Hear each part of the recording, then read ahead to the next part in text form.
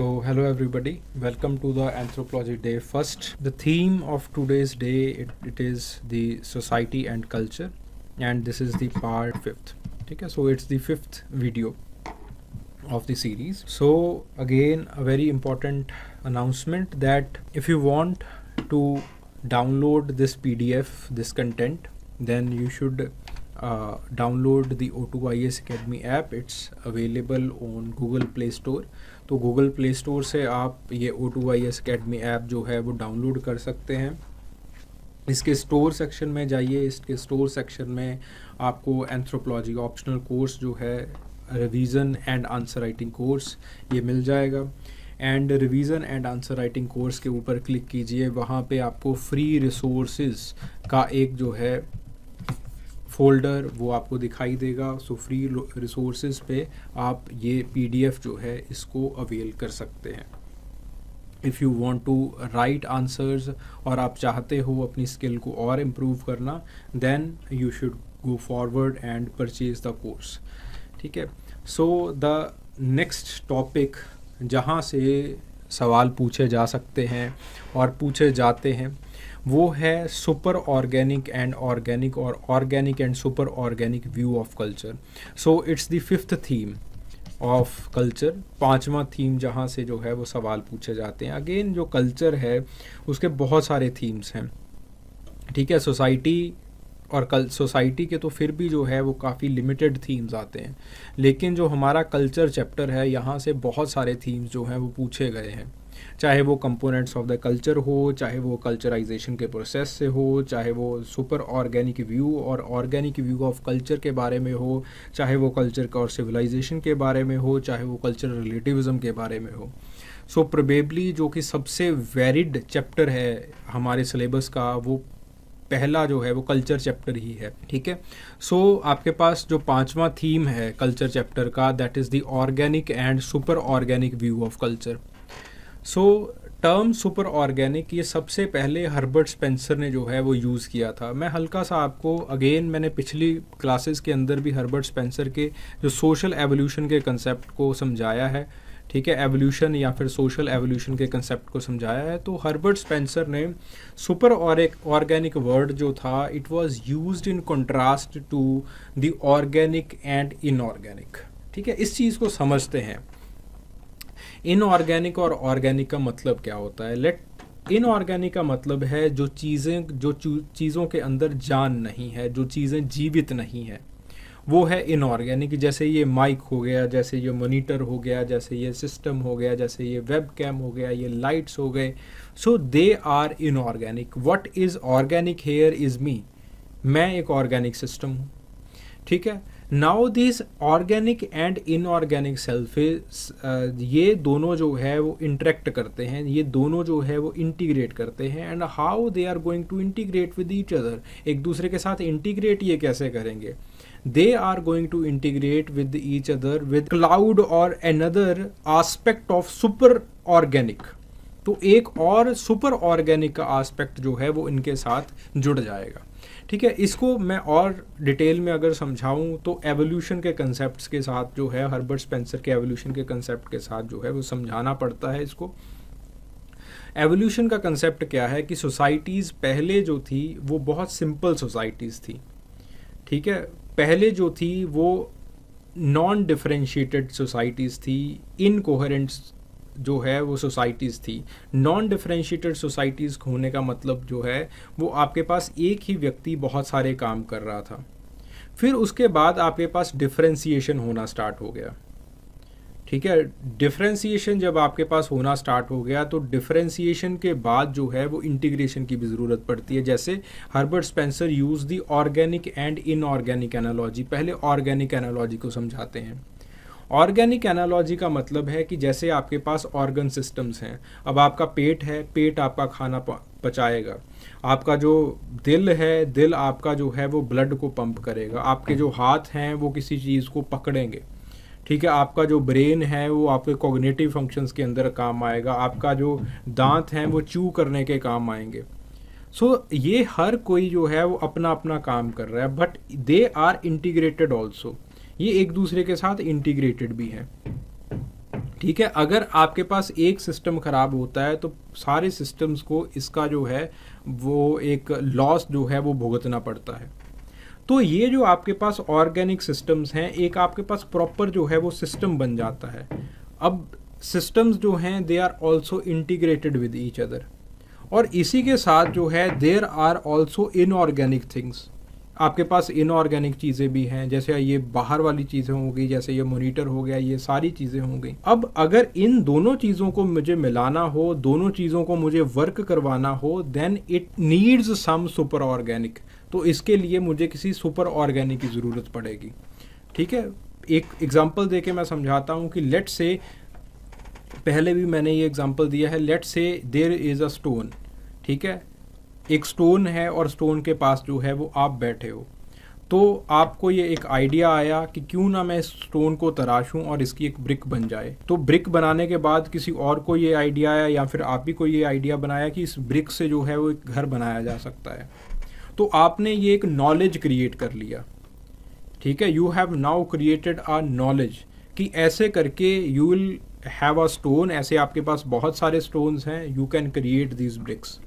अब आपने इससे एक नॉलेज क्रिएट किया है, अब कोई और होगा वो इस नॉलेज को और ज़्यादा जो है वो तराशेगा। ठीक है, अब देखिए आपके पास ऑर्गेनिक थे, आपके पास इनऑर्गेनिक थे, इन दोनों को किस चीज़ ने मिलाया? इस दोनों को एक सुपर ऑर्गेनिक ने मिलाया, एक क्रिएटिव प्रोसेस ने, एक नॉलेज ने मिलाया। अब लोग होंगे और बहुत सारे ऑर्गेनिक हैं और बहुत सारे लोग हैं जो कि इस प्रोसेस को, इस नॉलेज को जो है वो और तराशेंगे और बताएंगे कि इसको जो है वो और आप कैसे बढ़िया कर सकते हो, कौन से पत्थर हैं जिनको और अच्छे से जो है वो ब्रिक का शेप जो है वो दिया जा सकता है, एक घर का आर्किटेक्चर कैसे बनाया जा सकता है। देखिए, अब दोनों जब आपके पास इंटीग्रेट कर रहे हैं, कैसे इंटीग्रेट कर रहे हैं? On the basis of super organic के ऊपर इंटीग्रेट कर रहे हैं। हर एक स्टेप में सुपर ऑर्गेनिक में कुछ चीज़ मिलाई जाती है, और सुपर ऑर्गेनिक ही है जो इन दोनों चीज़ों को इंटीग्रेट करके रख रहा है। सुपर ऑर्गेनिक ही है जो आपको आगे लेके जा रहा है। ठीक है, जो आपके पास super organic view of culture है, super organic view of culture क्या चीज़ कहता है? दैट आपके पास जो the culture itself, it is varied, it is different from the organic self। जो सोसाइटी है वो तो आपके पास ऑर्गेनिक और इनऑर्गेनिक की बनी हुई है। Society is just integration between the inorganic and Organics. दोनों को मिलाना जो है वो किसका काम है? वो आपके पास सुपर ऑर्गेनिक का काम हो जाएगा।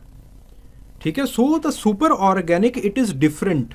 ये सबसे इंपॉर्टेंट चीज़ है, जो सुपर ऑर्गेनिक है वो बहुत डिफरेंट है आपके ऑर्गेनिक या फिर inorganic. Getting the point? So here आपके पास जो सोसाइटी है उसको डिफरेंट रखा गया है और कल्चर को जो है वो डिफरेंट रखा गया है। हाँ, कल्चर सोसाइटी के साथ जो है वो लिंक करेगी, कल्चर जो है वो सोसाइटी के ऊपर प्रभाव डालेगी। इवन जो कल्चर जो है वो उसका बहुत बड़ा एक रोल रहेगा दोनों को इंटीग्रेट करने में, कि कैसे ऑर्गेनिक और जो इनऑर्गेनिक चीजें हैं या फिर ऑर्गेनिक आपस में ही, जैसे मैंने एक एनालॉजी दिया था स्टार्टिंग के अंदर, एनालॉजी दिया था आपके ऑर्गन सिस्टम का, वो कैसे एक दूसरे के साथ इंटीग्रेट करेगा। इसके अंदर बहुत बड़ा जो से है वो आपकी सोसाइटी का रहेगा। Culture will have a very big से इन दैट। आपका कल्चर का एक सुपर ऑर्गेनिक का जो है वो इसके अंदर बहुत बड़ा से रहेगा। बट जो ऑर्गेनिक्स हैं, जो आप जो हैं, वही नॉलेज सिस्टम को क्रिएट करेंगे, और knowledge system again it will govern you. Knowledge system फिर आपको जो है वो गवर्न करेगा। सो देखिए, सोसाइटी जो है वो कल्चर को बना रहा है। ठीक है, कल्चर में नॉलेज सिस्टम है। अब ये जो नॉलेज सिस्टम है वो आपको बता रहा है कि क्या करना है, कैसे आपको बिहेवियर रखना है, कैसे इस स्टोन को तराशना है, ये कैसे करना है, वो कैसे करना है। आप उसको बनाओगे, एक पाठशाला आप बनाओगे उस स्टोन को तराश के, उस चीज़ की कार्विंग करके। फिर उसके बाद उसमें और रिसर्च होगी। रिसर्च कौन करेगा? ऑर्गेनिक ही करेगा। ऑर्गेनिक ने फिर से जो है वो कल्चर बनाई, ऑर्गेनिक ने फिर से सुपर ऑर्गेनिक को बनाया, उस सुपर ऑर्गेनिक ने फिर से जो है वो ऑर्गेनिक को बनाना है। तो इस तरह से जो चीज़ें हैं वो काम करती जाती है, एवोल्यूशन जो है वो होता जाता है। सोसाइटी जो है वो आपके पास डिफरेंशिएटेड नॉन डिफरेंशिएटेड से डिफरेंशिएटेड की तरफ जो है वो बढ़ना स्टार्ट कर देती है, इनकोहेरेंट से कोहेरेंट होना शुरू हो जाती है। ठीक है, सो इस तरह से सोसाइटी जो है वो कम्प्लेक्स होती जाती है और आपके पास इनऑर्गेनिक के अंदर जो है वो इजाफा होता जाता है। इनऑर्गेनिक कुछ नहीं है, इनऑर्गेनिक आपका नॉलेज है, कॉमन नॉलेज है जो आप लोगों ने क्रिएट किया है। ठीक है, आई होप आपको जो है इसका क्रक्स समझ में आ गया होगा। सो स्पेंसर कहते हैं, और स्पेंसर और अदर जो आपके पास कल्चरल डिटर्मिनिस्ट सोशोलॉजिस्ट हैं, जैसे आपके पास इमाइल डरकाइम हो गए और आपके पास अगस्त कोमते हो गए, तो ये कहते हैं that the human society it is the human society is super organic in that it exist at the higher level of complexity, ठीक है, देन द फिजिकल थिंग्स और the biological organisms. For example मैं आपको एक example देता हूँ इस चीज़ का। जैसे फॉर एग्जाम्पल आपके पास ब्रिक्स हैं, आपके पास स्टोन्स हैं, आपके पास मॉर्टर है, आपने उसका हाउस बनाया। ठीक है, वो जो हाउस होगा वो आपका होम बन गया। Getting the point? हाउस क्या है? What is house? हाउस और होम के बीच में डिफरेंस क्या होता है? हाउस क्या है? It is just a physical entity. उसके बाद होम बन गया। Home it is larger than this physical entity. ये इस फिजिकल एंटिटी से ज्यादा बड़ी है। क्यों? क्योंकि इसके साथ आपकी भावनाएं, आपका जो सुपर ऑर्गेनिक सेल्फ है वो आपका इसके साथ जो है वो जुड़ गया। वो ब्रिक्स, वो मॉर्टर, वो बहुत छोटा रह जाएगा होम के आगे। यही चीज यहां पे लिखी हुई है। Human society it is super organic. ठीक है, किस हिसाब से? देन द फिजिकल थिंग्स और द बायोलॉजिकल ऑर्गेनिजम्स। जो आप नॉलेज इस टाइम के ऊपर क्रिएट कर रहे हो, वो नॉलेज इस लैपटॉप से बड़ी है, वो नॉलेज जो है वो इस मॉनिटर से बड़ी है, नॉलेज इस माइक से बड़ी है, नॉलेज जो मैं नॉलेज क्रिएट कर रहा हूं वो मेरे से भी बड़ी है। ठीक है, so this is the concept of super organic. ठीक है, अभी तो ये सोशियोलॉजी में है, फिर उसके बाद धीरे धीरे ये जो कंसेप्ट है ये एंथ्रोपोलॉजी के अंदर आता है। ठीक है, so viewed through the Spencer's social evolution thought the super organic it refers to the claim that the culture is an entity that exist over and beyond the individual that makes it up. वही चीजें आ गई कि आपकी जो culture है वो organic से inorganic से कहीं ज़्यादा जो है वो बड़ी हो जाती है। सो इनऑर्गेनिक एंटिटीज़ के अंदर रॉक्स आ गए, बायोलॉजिकल, ऑर्गेनिक के अंदर जो है वो आपके पास बायोलॉजिकल एंटिटीज़ आ जाती हैं। सुपर ऑर्गेनिक का मतलब है मेटाफिजिकल फोर्स। मेटाफिजिकल फोर्स भी आप क्रिएट करोगे। भगवान के नोशन को आपने ही क्रिएट किया है और आप ही को जज कर रहा है भगवान का नोशन। ठीक है, सो मेटाफिजिकल फोर्स जो है वो कल्चर की, उसको आप जो है वो सुपर ऑर्गेनिक कहते हो। फिर उसके बाद दो लोगों ने इसके ऊपर मेजर डिस्कोर्स दिया है, दो लोगों ने इसके ऊपर जो है वो मेजर काम किया है। पहले हैं आपके पास एल्फ्रेड क्रोबर, दूसरे हैं आपके पास एडवर्ड सापीर। ठीक है, सो दोनों के दोनों जो है वो फ्रांस बुआ के स्टूडेंट्स थे, लेकिन दोनों के अंदर कुछ इसके रिगार्डिंग जो है वो कुछ कॉन्ट्राडिक्शंस थी। सो पहले हम देखते हैं एल्फ्रेड क्रोबर। एल्फ्रेड क्रोबर जैसे सारे के सारे बोसियंस ने किया, कल्चर को उन्होंने बायोलॉजिकल नहीं माना। ठीक है, उन्होंने इस चीज़ को रिजेक्ट किया है कि कल्चर बायोलॉजिकल है। ठीक है, क्योंकि बायोलॉजिकल चीज़ें तो देखो, बायोलॉजिकल चीज़ों को आप सुपीरियर या इन्फीरियर में गिन सकते हो कि क्या चीज़ सुपीरियर है, क्या चीज़ इन्फीरियर है। इस तरह से बायोलॉजिकल चीज़ों को तो आप रख सकते हो, फिजिकल चीज़ों को आप रख सकते हो। ठीक है, पर आप कल्चर को जो है वो इन्फीरियर सुपीरियर के अंदर जो है वो नहीं रख सकते। सो क्रोबर यहाँ पे जो है वो पहली बात जो कहते हैं वो कहते हैं कि कल्चर जो है वो बायोलॉजिकल नहीं है। So neither there were there any superior और inferior cultures, either the intellectual potential और सोशल एडवांसमेंट। ठीक है, तो आपके पास कोई जो है वो इन्फीरियर या सुपीरियर जो है वो कल्चर नहीं है। आपके पास सिर्फ एक बॉडी ऑफ नॉलेज है, और इस बॉडी ऑफ नॉलेज के ऊपर ये एक बहुत इंपॉर्टेंट टिप्पणी करते हैं। वो कहते हैं कि आजकल के जो स्कूल चिल्ड्रन हैं, ठीक है, आजकल के जो स्कूल चिल्ड्रन हैं वो एरिस्टोटल से कहीं ज़्यादा नॉलेजेबल हैं। इसका मतलब ये नहीं है कि उनका दिमाग एरिस्टोटल से ज़्यादा बड़ा है, या फिर उनका कॉग्निटिव प्रोसेस जो है वो एरिस्टोटल से ज़्यादा बढ़ गया. But the thing is that over the period of time we have created a knowledge. एक हमने सुपर ऑर्गेनिक क्रिएट कर दिया, नॉलेज स्ट्रक्चर क्रिएट कर दिया. तो बच्चा पैदा होते ही हम उनको एक इंस्टीट्यूशनलाइज्ड वे के अंदर जो है वो उस नॉलेज को प्रोवाइड कर देते हैं. सो उस बच्चे के पास जो ज्ञान है, जो बॉडी ऑफ नॉलेज है, उस बच्चे के पास जो है वो एरिस्टोटल से भी ज़्यादा हो जाती है. ठीक है, तो यहाँ पे इंपॉर्टेंट चीज़ क्या है? इन्फीरियर सुपीरियर नॉलेज के अंदर नहीं है. इन्फीरियर सुपीरियर जो है वो आपके पास है, जो सुपर ऑर्गेनिक है वो सबसे सुपीरियर है, वो सबसे बड़ा है, और जो ऑर्गेनिक है वो नीचे है. ठीक है, यहाँ पे ऑर्गेनिक कौन किससे शातिर है वो डिपेंड नहीं करता, बट आपने नॉलेज कौन सी गेन की है वो डिपेंड कर रहा है. ठीक है, गेटिंग द पॉइंट. सो आपके पास वही चीज़ को ये फिर आगे जो है वो बताते हैं. इट इज़ द नॉलेज जो कि आपको nor the greater development of one individual और another that counts. Knowledge count करती है कि नॉलेज आपने कौन सी ली है. अगर आपके पास कोई सुपर आर्किमिडीज भी पैदा हो जाता साइंस एज के अंदर, तो वो भी कोई आपके पास जो है वो कोई टेलीग्राफ भी वो जो है वो इन्वेंट ना कर पाता. वो कहते हैं कि जितने ग्रेट थिंकर्स हुए हैं ये क्यों ग्रेट थिंकर्स हैं, क्योंकि they were in contact with that super organic, उस नॉलेज के कॉन्टैक्ट में आए हैं जो कि इनको ग्रेट बना दिया जिसने. ठीक है, so but to Kroeber the super organic was actually what made anthropology a science.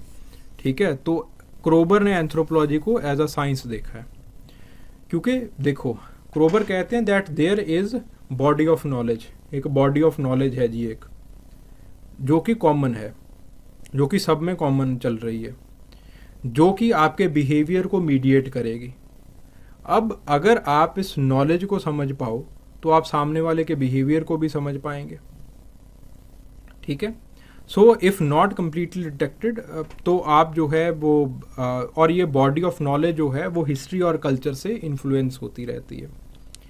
तो आप अगर इस बॉडी ऑफ नॉलेज को स्टडी कर लो साइंटिफिकली, तो आप लोगों के बिहेवियर को भी जो है वो स्टडी कर पाओगे. ठीक है, तो इस तरह से एल्फ्रेड क्रोबर को जो है वो कल्चरल डिटर्मिनिस्टिक भी बताया गया है. जैसे अगस्त कोम्ते थे वो भी कल्चरल डिटर्मिनिस्टिक थे. इमाइल डर्काइम जो थे वो भी कल्चरल डिटर्मिनिस्टिक थे, कि कल्चर जो है वो सारी चीज़ों को डिटरमाइन करता है.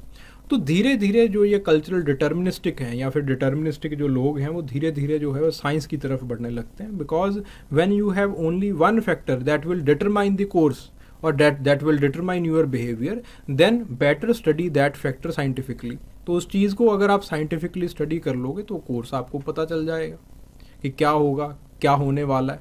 ठीक है, सो आपके पास पूरी तरह से ये डिक्टेट नहीं होते, लेकिन जो कल्चर है वो इन्फ्लुएंस ज़रूर होती है. जो आपका बिहेवियर है वो आपके पास हिस्ट्री और कल्चर वगैरह से इन्फ्लुएंस ज़रूर होता है.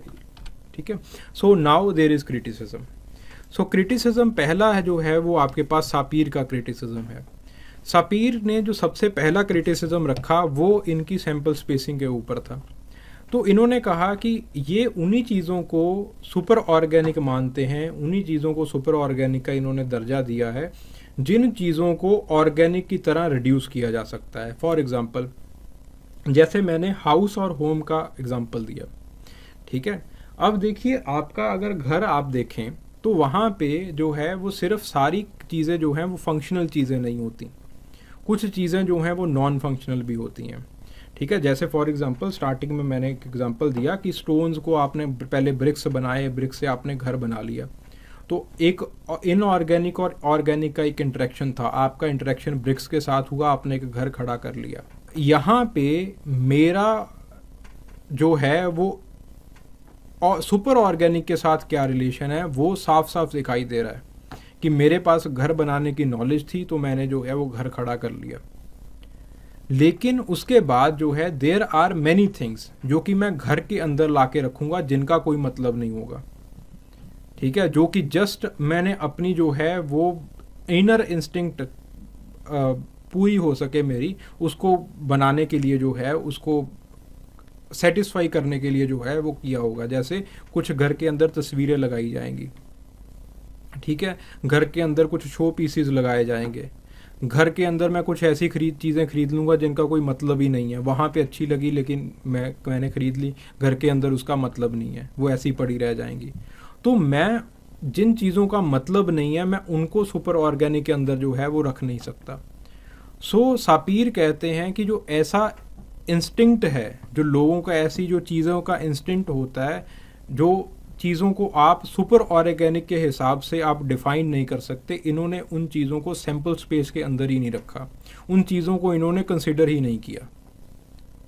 ठीक है, तो इन्होंने सिर्फ उन चीज़ों को कंसिडर किया जो कि ऑर्गेनिक और सुपर ऑर्गेनिक की एनालॉजी के अंदर आ सकते हैं, उन चीज़ों को ही कंसिडर किया ऑर्गेनिक के अंदर जो कि सुपर ऑर्गेनिक से रिड्यूस करके हमें प्राप्त हो सकती हैं। तो पहला जो सवाल था, पहला जो ग्रेटेस्ट क्वेश्चन था सापीर का, वो इनके मेथडोलॉजी के ऊपर था। देन उसके बाद ही also argued that the laws of the history और sociology they are rarely generalizable, इनको आप प्रेडिक्ट नहीं कर सकते। ठीक है, तो सोशोलॉजी के, हिस्ट्री के लॉज को आप प्रेडिक्ट नहीं कर सकते। जब आप ये मान रहे हैं कि हिस्ट्री एक फैक्टर है जो कि आपको इन्फ्लुएंस कर सकता है, तो आप दूसरी ओर इसको साइंस की तरह से कैसे देख सकते हैं? क्योंकि हिस्टोरिकल लॉज को या फिर सोशोलॉजिकल लॉज को जनरलाइज नहीं किया जा सकता। तो इनको जब आप जनरलाइज कर देते हो तो आप जो है वो साइंस नहीं मान सकते। एक और आपके पास जो क्रोबर हैं वो इसी चीज़ को साइंस मान रहे हैं, एंथ्रोपोलॉजी को साइंस मान रहे हैं, सुपर ऑर्गेनिक के हिसाब से इसको साइंस की तरह देख रहे हैं। और दूसरी तरफ आप कह रहे हो कि हिस्ट्री जो है वो आपको इन्फ्लुएंस करेगी, तो हिस्ट्री को तो जनरलाइज किया ही नहीं जा सकता, तो आप कैसे साइंस मान सकते हो इस चीज़ को? ठीक है, so this is the next criticism. तो आपके पास ये दो मेजर क्रिटिसिज्म हैं आपके पास सापीर के। फिर ये जो डिबेट है ये चलता जा रहा है। आजकल जो एक नया नोशन आया है, जो वर्ड आया है इसके लिए, दैट इज़ कल्चरोलॉजी। कल्चरोलॉजी है आपके पास साइंटिफिक स्टडी ऑफ कल्चर। ठीक है, तो कल्चर की scientific study it is introduced by Leslie White. ये आपके पास सुपर ऑर्गेनिक का ही एक डराइव्ड फॉर्म है। ठीक है, सो मोर ओवर आपके पास आजकल पोस्ट मॉडर्निस्ट का भी जो है वो इन्फ्लुएंस बढ़ता जा रहा है। तो आपके पास in the coming period will see कि इसके ऊपर जो है वो ऑर्गेनिक, सुपर ऑर्गेनिक के ऊपर और सोशल एवोल्यूशन की थ्योरीज के ऊपर जो है वो डिस्कोर्स और बढ़ेंगे। ऑलरेडी विल्सन ने जो है वो इसके ऊपर बायोलॉजिकल कल्चरल एवोल्यूशन के ऊपर जो है वो एक अपना व्यू लिखा है कि आपके पास जो कल्चर है वो बायोलॉजिकल होती है, उस बायोलॉजी जो है वो कल्चर को इन्फ्लुएंस करती है। ठीक है, again it has been rejected by Sahlins ने जो है वो इस व्यू को जो है वो पूरी तरह से रिजेक्ट किया है, जिसमें वो कहते हैं कि बायोलॉजी को कैसे लोग अपने थ्योरीज़ को सही बनाने के लिए जो है वो बायोलॉजी को वो यूज़ कर रहे हैं। ठीक है, सो ये डिस्कोर्स जो है ये चलता जाएगा और चलता जा रहा है। So it becomes very important कि आप जो है वो इस ऑर्गेनिक, सुपर ऑर्गेनिक या फिर इस एनालॉजी को प्रॉपरली जो है वो समझ लें। ठीक है, चलिए, thank you very much. Hope ये लेक्चर जो है it would have added value to your substantial knowledge. Thank you very much.